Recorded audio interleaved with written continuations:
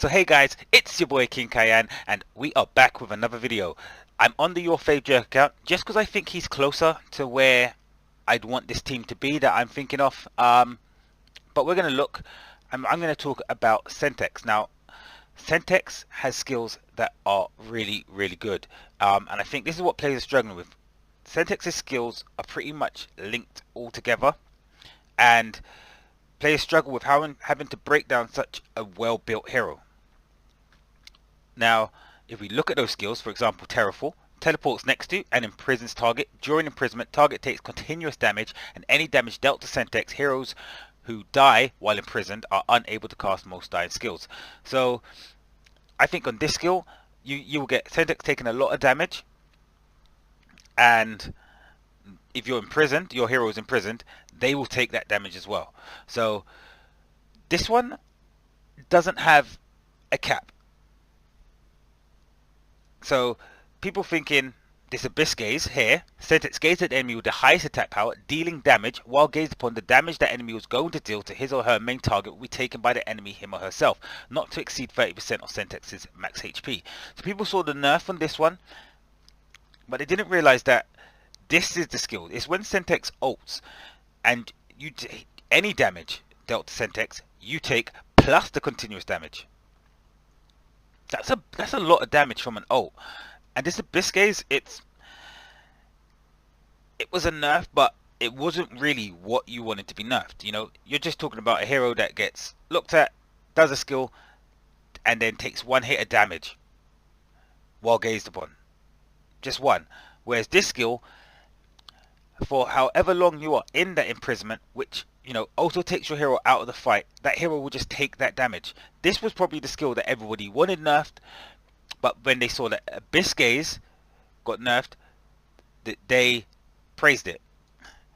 And this is why I think that Centax's nerf is not a nerf. It's just leveling how much damage he can take, how much damage he can deal. Apocalypse Call. Centax calls to an enemy, dealing damage and causing that enemy to slowly move towards Centax. This is a slight control skill, so I think they move a couple steps, and it's just a slight control skill. So we got two control skills, Terrafall and Apocalypse Call, and then we got the Soul Eater. An enemy's mind power drops when Centax deals damage to him or her, or the enemy deals damage to Centax. If it falls to 0, the enemy gets enchanted, taking one hit of damage. Duration is related to Centax's star level. So in this one, what happens is you attack Centax, Centax attacks you, you attack Centax, Centax attacks you. That's 4 hits. That's 4 hits. That's the mind power drop, and that's your character enchanted. Now this also comes with a crit resist increase for each layer. So 1, 2, 3, 4 layers of crit resist happens, and this is like another control skill. So we see 1 control skill, 2 control skills, 3 control skills. And they all link together. So, you know, you're in Terrafall and you take damage from Centax. I think it's like each skill is 1 hit. So if you had an AoE, you wouldn't have to really worry about your character falling under control, because it would just be like 1 skill counts as just 1 move. But you'd have, let's say, this Abyss Gaze where you hit Centax, and I think Centax still takes a hit. So that would be 1, and then I think the second one, you get a second layer because you get the hit back. Then let's say he ults on you, you get a hit there. And then with the Soul Eater, you know, you're under control while in the Soul Eater. It's really hard, and you have to visually see it to understand how it works. But then his Awakening, Abyss Asylum, increases his own max HP. So this is a skill that links with Abyss Gaze. You know, so that 30% of Centax's max HP will be increased, because this is passive. Basic attacks regen up to 45 extra points of energy. So the second part of the skill is going to increase Terrafall, because he's going to ult a lot more.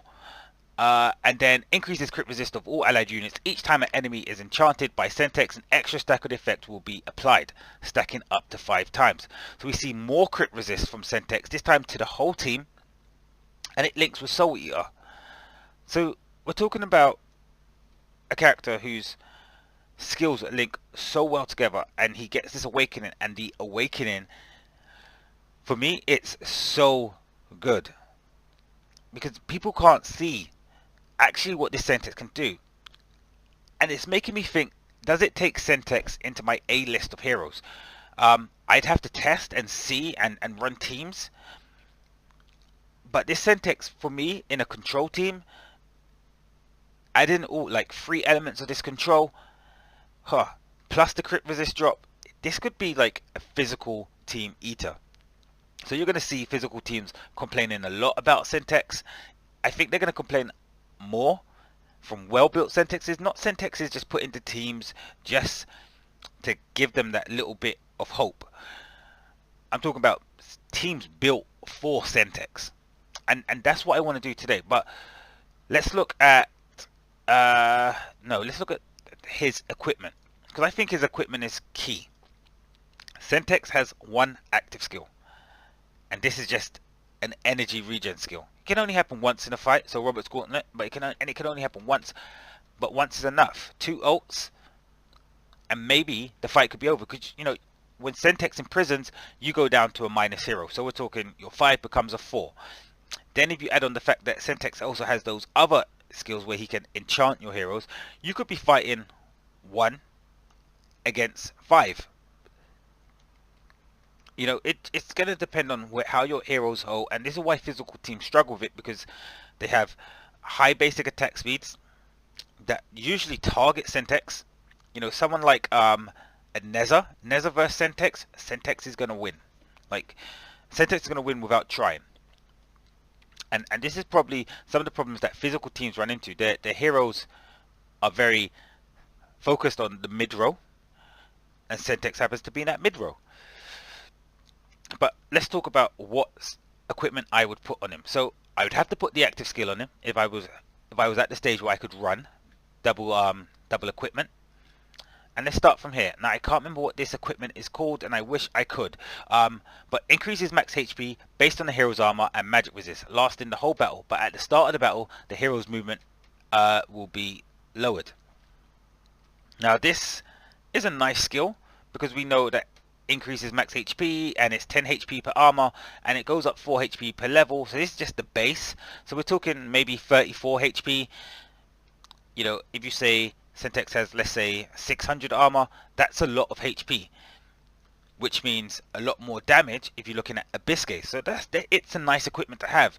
I don't know if I would run that equipment on him. This one here, attack speed, -8%.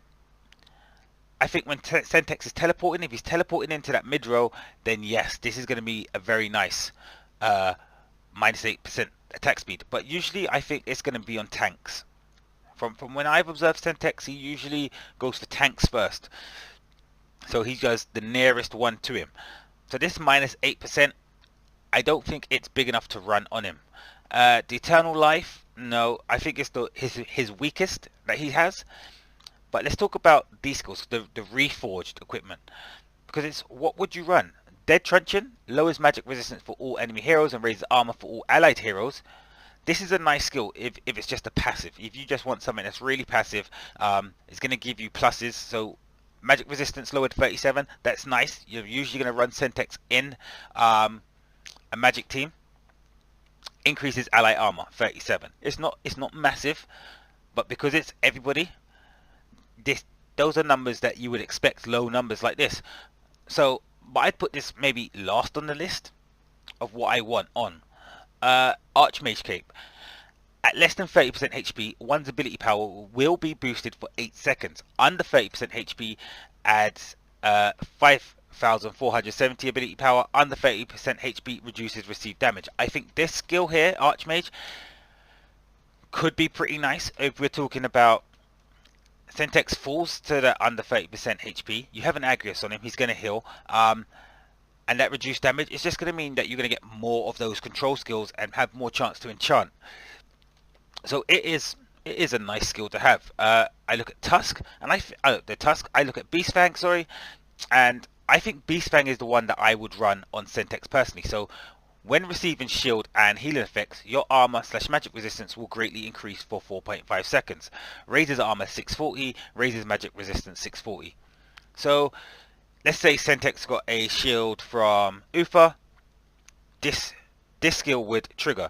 Let's say you had Agris on your Centax and he healed, this skill would trigger. And raises armor 640, raises magic resistance 640. That's a massive plus. That's a massive plus. And should be considered because this could keep your Centax in a fight for quite long, and this is something that could happen instantaneously from the start of the fight. Let's say you were running a tank with Behemoth. 3 attacks, they get a shield, they break that shield, they give a shield. Centax gets this armor stack and this magic resistance stack. So it's much easier to trigger this Beast Fang and make sure your Centax gets a bit more tanky. So I would probably run this on Centax, the Beast Fang. So, and then we look at the last equipment. Disciple Scepter continuously increases one's ability power during battle, triggers once every 9 seconds, increases AP 606 each time. Now this would be one if you were running alongside, let's say, a Salmon. Salmon is going to increase Centax's AP. Centax is going to increase his AP, but then your team would have to also have survivability, because you don't want fights that are going to end in 30 seconds. You're not going to get enough AP stacking. So you want a team that's going to lean more towards timing out. So you're going to want a team that's going to win in the last 30 seconds of the fight, where these pluses are going to be absolutely massive. And I just think this is just too situational for us to use. So what kind of team do I think I run Centax in? Now, if we look at the Death Rock team, I think it's a nice team. So, you know, you got the Silence, this is great control. You got Medea with her Silence, that's great control. You got Lilith, who can reduce damage, so she can make it even better for your team for that survivability. You know, you got Gerber in there. You know, he has great protection, and you got Teresa. Teresa is a massive hitter. I mentioned Alma. Alma does have that control. I just don't know if I put Alma with Centax. I think there's just a bit too much interruption, but the magic resistance drop that Alma gives, it could be really useful. But I don't think I run Centax in that Death Rock group. I think I run Centax in the Horror Story group. And what I'm going for is the extra magic pen that Krabby's given. But I'd probably go Krabby, Vortex, Jason. And the reason why I'd go with that team is because you have an energy drain team. So you have a team that's going to drain energy. So Vortex is going to drain energy. Jason is going to drain energy. And if I throw in Aerial, I'm going to get shield that I can give to Centax. I'm going to put a Behemoth on Jason. Jason is going to heal, and he's going to give shields. Krabby's going to give the extra magic pen, so we're going to do more damage. And Vortex should be able to wipe. Now, if my Vortex falls, I have Krabby, who if I have the Agrius on him, can heal up, and he can do some serious damage. So let's go have a look at what this team can do. So he doesn't have Jason and Jerk doesn't have Jason and Centax built to a position where we're going to see them be effective. So we're going to want to fight, and we're going to really want to see what the combination between Vortex, Aerial, and Krabby is. You know, is Vortex going to put out big hits of damage? So let's have a look. Are we going to see big hits of damage from Vortex, or are we going to see big hits of damage from Krabby? You know, I really wish that the Centax was maybe an 03, 04. Jason was probably an 05, just so we could get a bit more longevity out of them. And this fight is it over? Okay, we're going to see a big ult here and big ult here, and I think that's going to be the fight done. Lucifer won't be able to do anything. Yeah. So these three work together really well. Yeah, 1 million damage from Vortex, big ult in, and then Krabby. What would happen if, let's say I took Vortex out, and I just want to see what Krabby's damage would look like. So let's say I throw in, I need someone, who can live. So I'm gonna go lawyer, just to see if I can simulate just Krabby giving the damage, so I can see more of the link between Krabby and Ariel. Is there shields in there when Krabby falls down to low life? But let's just have a look. So we go in, we see shields here on Krabby. Jason is living a bit more. Okay, this is down to under 30%, and then we're going to see ults.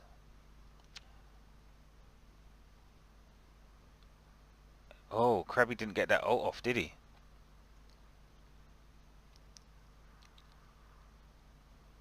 See a shield here. Krabby gets a kill. This should be massive.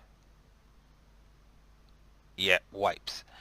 So I think here we're going to see like Krabby doing the big bit of damage, and we can see that Ariel gives Krabby that protection as well.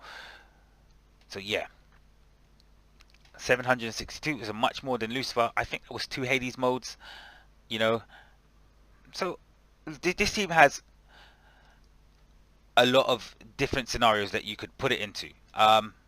Lawyer was just there to just take some of the damage because Jason and Centax wouldn't.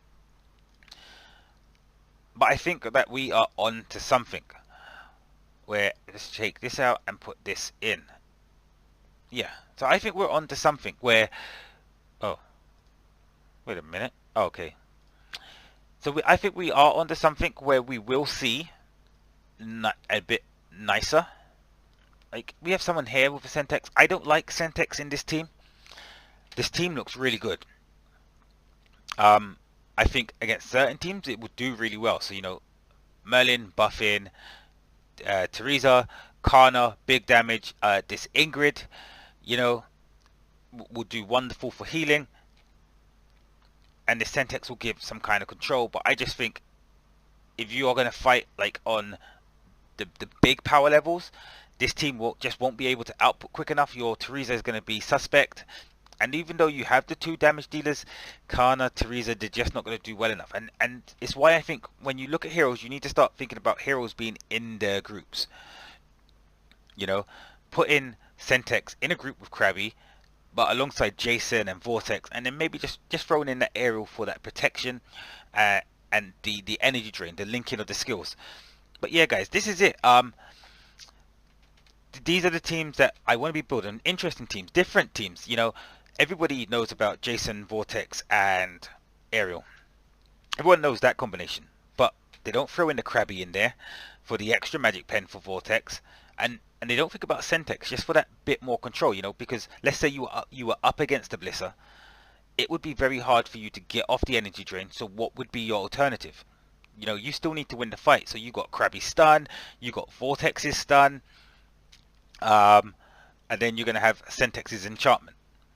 You know, and this is the kind of thing I think people need to start looking at. You know, you can have energy drain, but it can't just be energy drain. You need to be thinking about stuns and healing and enchantments, imprisonments, things like this that's still going to give your team an edge if one of the things is taken away. And I think that's the thing that people are struggling with the 4 support team, is that it has so many elements to it.